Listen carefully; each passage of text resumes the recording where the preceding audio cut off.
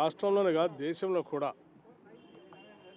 దేశ ప్రజల సంపద అంతా కూడా దేశానికే ఉండాలని, దేశ వనరులన్నీ కూడా దేశానికే ఉండాలని రాహుల్ గాంధీ గారి నాయకత్వంలో ఖర్గే గారి ఏఐసిసి అధ్యక్షుడిగా దేశవ్యాప్తంగా ఈ కార్యక్రమాన్ని తీసుకొని ముందుకు పోతా ఉన్నారు.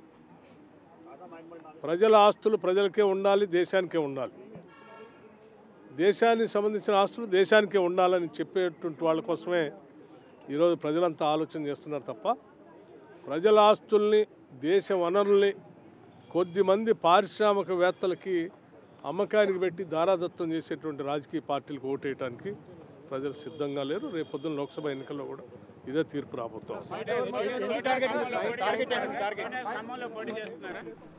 శ్రీమతి సోనియా గాంధీ గారు అంటే తెలంగాణ ప్రజలకు అపరిమితమైనటువంటి ప్రేమ, అభిమానం, గౌరవం ఉన్నాయి.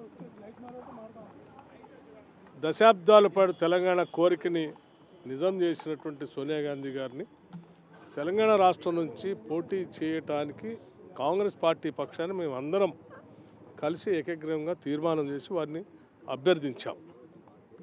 వారి ఆలోచన తప్పనిసరిగా మా దగ్గర రావాలని, భారీ మెజార్టీతో మా రాష్ట్ర ప్రజలంతా కూడా మీ మీద అభిమానాన్ని చాటుకోవటానికి సిద్ధంగా ఉన్నారు. మా దగ్గర రావాలని కోరా. వారి కోరిక మా కోరికని మన్నిస్తారని ఆశిస్తా ఉన్నాం.